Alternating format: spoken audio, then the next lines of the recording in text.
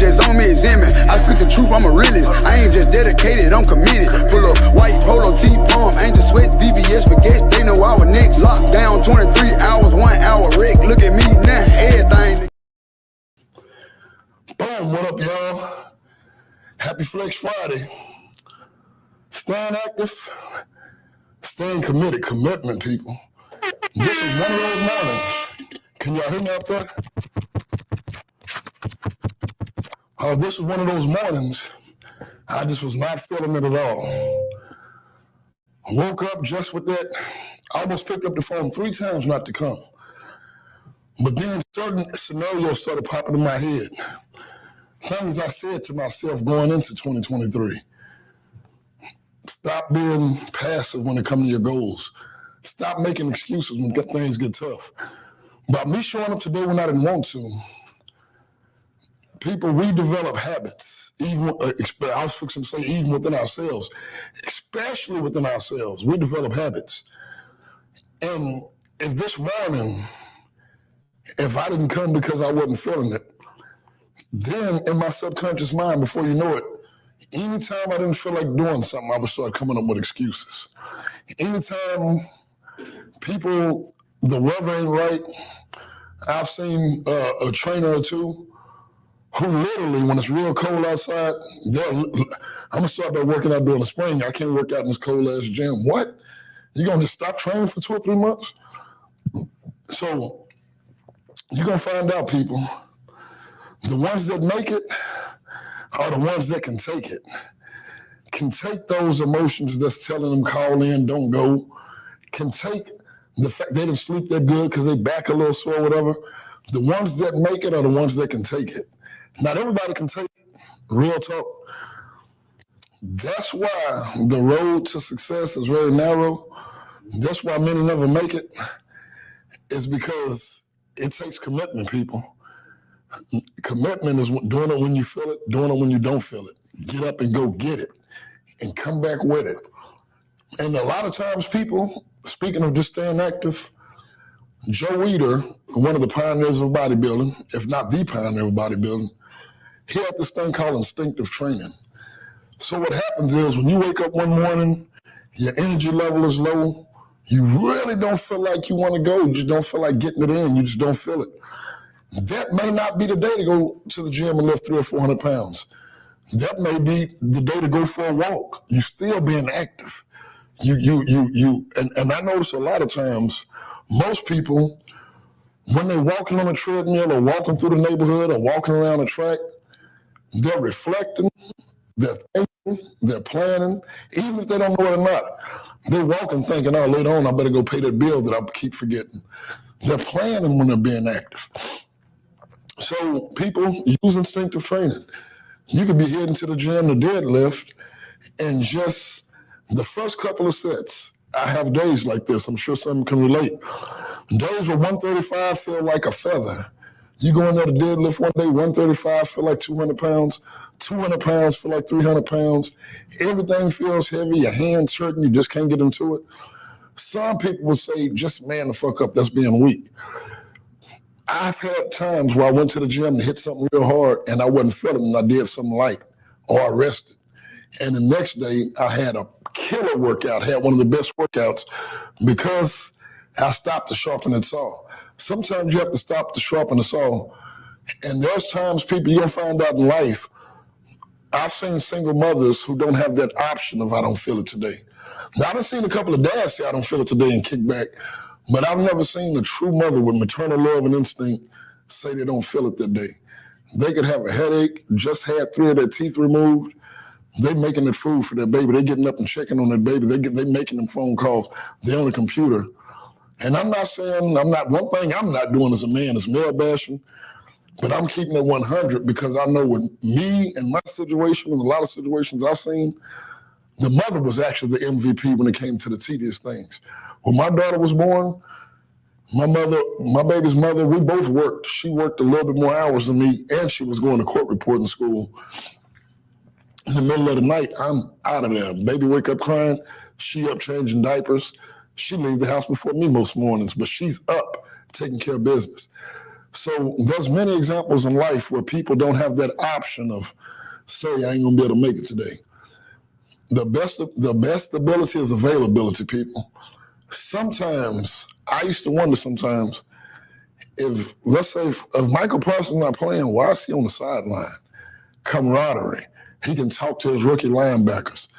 If Dak Prescott is injured, why ain't he at the crib chilling? Why ain't he somewhere being nice? He watching Cooper Rush, he talking to him, he giving him advice, he giving him a dap when he do something good, he showing him reads and stuff like that. So sometimes people, a little of you is better than none of you, especially when it comes to working out, coming to being in your kid's life. Hopefully you're doing more than a little bit, but I will still say, a father that's there sometimes is still better than a father that's not there at all. People that work out when they do feel it, gonna get a lot further than people that skip a workout every time they don't feel it. Because sometimes a phone call can make you not feel it. Say, man, we're finna go to this cookout, man, it's jumping, they got females send you a screenshot or go FaceTime with you and let you see. Shit, man, I was finna be in the dark, dusty gym. I'll hit that Monday. I'm finna go meet them at the lake. So when you committed people, believe me, commitment is a whole different ball game.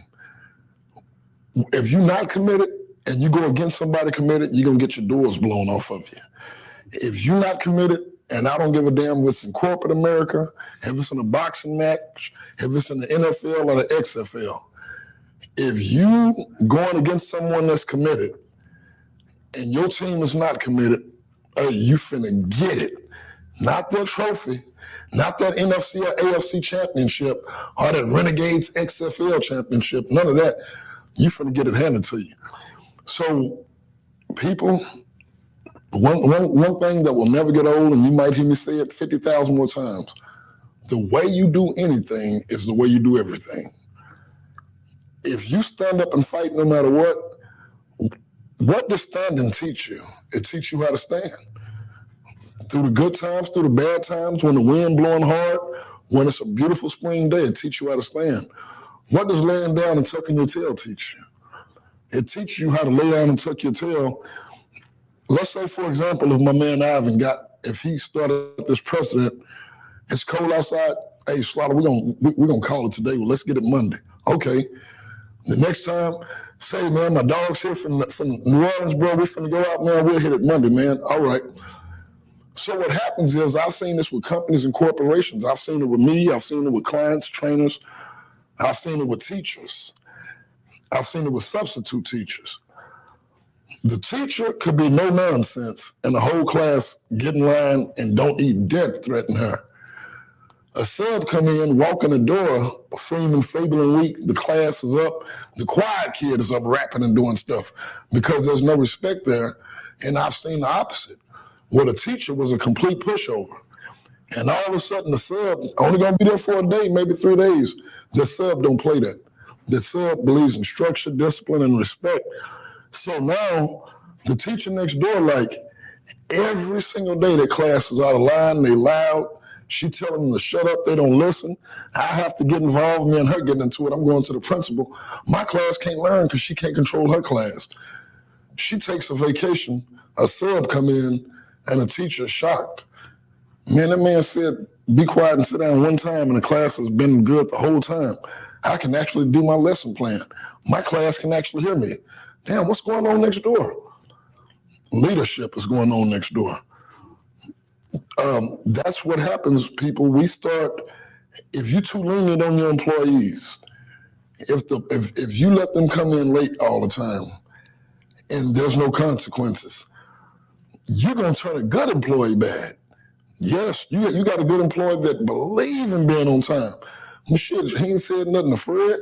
He ain't said nothing to Juan. He ain't said nothing to Jake. Shit, you know what? Man, I pass by this restaurant every day with just enough time to get to work, but I'm always on time. Man, they don't write people up. Shit, next thing you know, you're in the drive-through line. Hey, boss, hey, traffic is a mess. Oh, don't worry about it, man. I knew he was going to say that, click. So seriously, bad habits, people. What's the biblical terms? Bad association spoil youthful habits. bad habits also spoils discipline. It ruins structure. It tears down integrity. So your kids is watching. You know, when you get up and go to work every day and work hard, your kids are paying attention to that. When you get up, they don't got to be your kids. Your neighbor's kids could be sitting back watching you get up and go to work every day. They might not have a daddy, but they notice, man, that man get up, go to work every day. He come back, the truck be covered in mud, he be dirty. But on the weekends, he pull out that nice car. When it's time for his daughter's party, he got the money for it. When it's time for cookouts, he invite the neighbors over. He got the best cuts of meat. And the kid is learning something. The dude that's sitting on the porch drinking every day, he's always asking this guy to borrow money, borrow eggs, borrow sugar. People are watching that. But the guy to get up every day, he got it to give. He got his family and he got more to give if he so choose to. So that's the whole basis of today, is to really, really explain commitment. And again, because this was one morning, I'm thinking of 3 different times of reasons to not make it here. And I had to check myself. In the beginning, so excited. Couldn't wait to get here. That's how we do it. Dude be unemployed, female be unemployed 3-4 months. They finally get a job. After they have like 3 or 4 bad interviews, they can feel that these people not feeling them. And then somebody call them and say, we want you. We need your skill set. We appreciate your expertise. Man, they're making phone calls. I got good news. I got it. They celebrating. They texting people. They put it on Instagram. The new CEO, the vice president, the president. Guess who's gonna be working? Blah blah blah.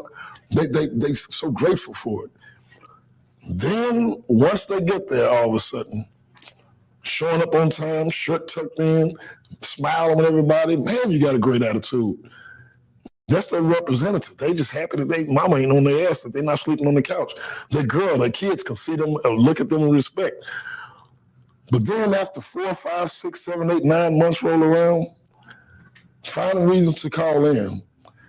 If they tell you that they're short and you can't call in, you showing up with major attitude.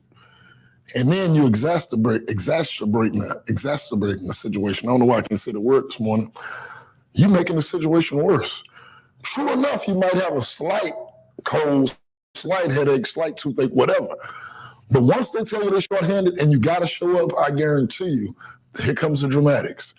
You standing at the register swaying like you about to pass out. Whenever in customers, you putting your head down, just shaking your head. You making sure you letting them know, I am effing miserable. Thank you for making me come in today.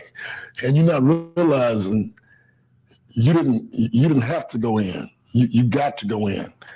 You didn't have to, you get to.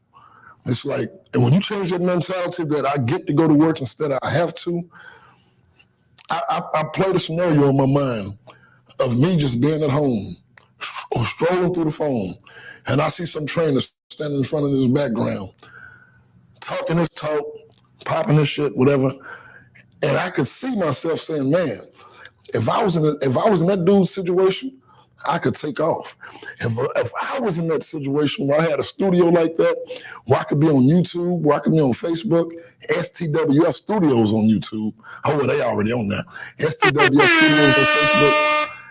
If I was in that dude's situation, I could build. And we do that so much. The grass is green on the other side. You get over there to the other side, and you find out what it takes to keep that grass that green, shit, you be ready to go back to that kind of green grass. Man, you got to fertilize it, you got to water it. I found out like with Bermuda grass, you got to set the lawnmower at a certain level. You will F the grass up, cutting it if it's too low, cutting it like you cut regular grass. So sometimes it's not that the grass seems greener on the other side. Sometimes the grass is greener on the other side. It has more nourishment. It has had more care, time, and effort put into it. So some of y'all who want to get what's on the other side, you couldn't handle it if it was handed to you. I have seen that. I have seen people, man, such and such got a house. If I could have a house, somebody give them a house, whoa. A big responsibility is a burden for the irresponsible. I need some type of, so a big responsibility is a burden for the responsible. So a lot of people that's hating on you in your position, they wouldn't be able to take it if it was given. They wouldn't be able to hold it if you handed it to them. So that's the funny thing about people. They get mad at you for doing what they can't do. And it's like the other way around. It's like, I can talk about fitness. I can break down how the muscles break down, how they build up. I can do all of that. But the man on the other side of the camera, let's switch positions. Me and him both gonna be lost. Just like, okay, you got a fish swimming in water, you got a leopard running 70 miles per hour on land. If they switch positions, the fish flopping on the ground about to die, the leopard swimming for his life trying not to drown, not even going 10 miles per hour. But you put him on the land, put that fish in the water, play your position, people, and play it well.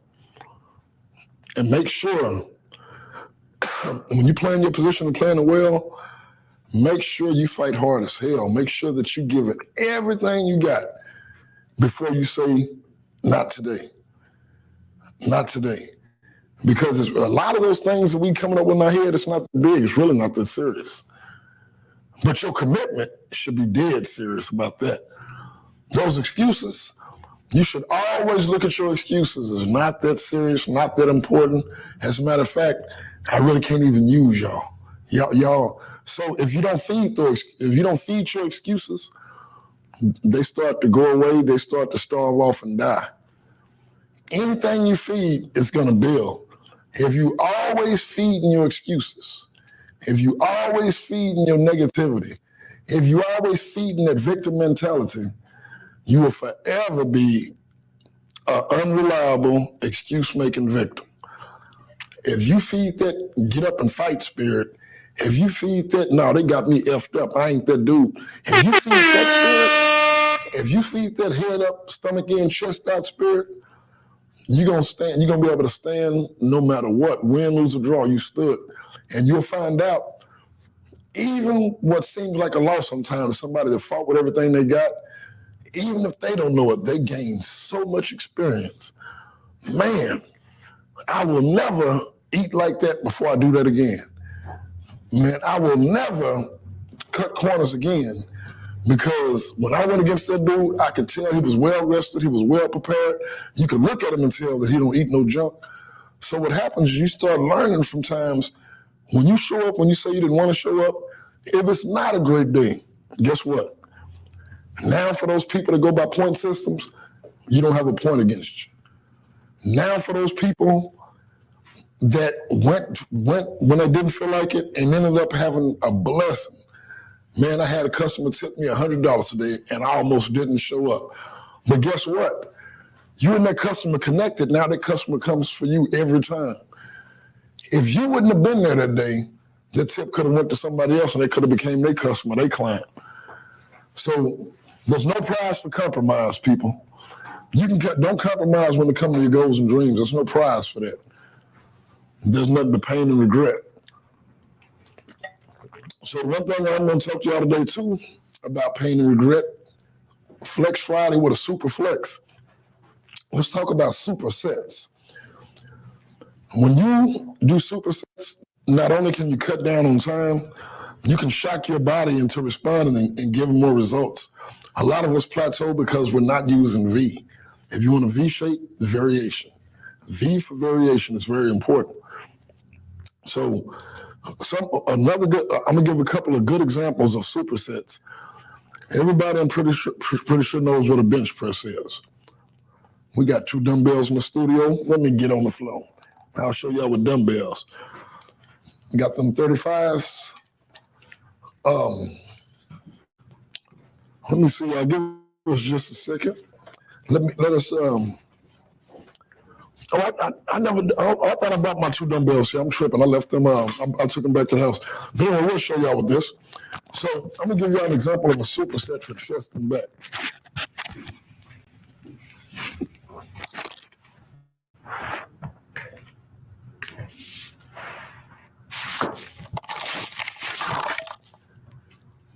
Boom. Floor presses. Oops, I ain't got my mic on. Boom. Boom. Boom.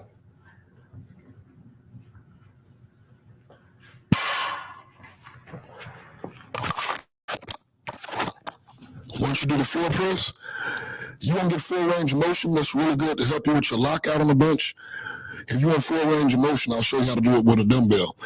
But I do one set of floor press, and if I get up immediately and do a bent over row, I'm hitting chest and back in one set.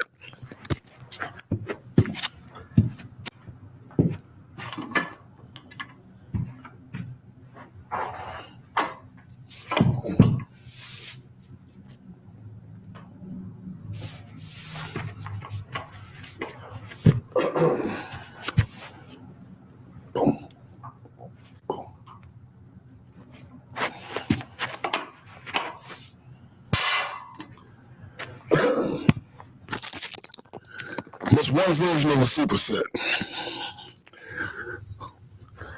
With one single dumbbell, I'll show you another superset.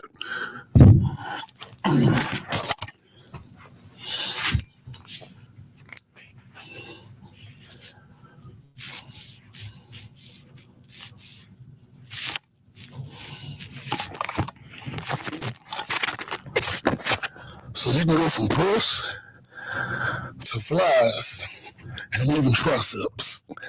Boom. So you just did your chest and your tris in one movement. And two movements was called a superset. The whole definition of a superset is when you hit two opposing body parts at the same time. It could be chest and back, bis and tris. Show y'all one here with bis and tris. Very simple.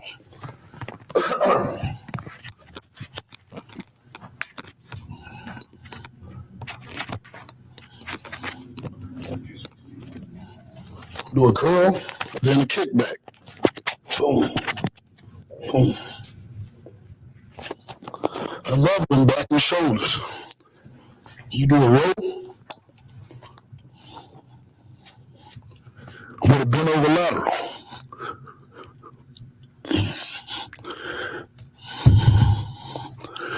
Supersets for a superflex. You can do it with chest and back, shoulders, bis, and tris. You can do it with squats and leg extensions.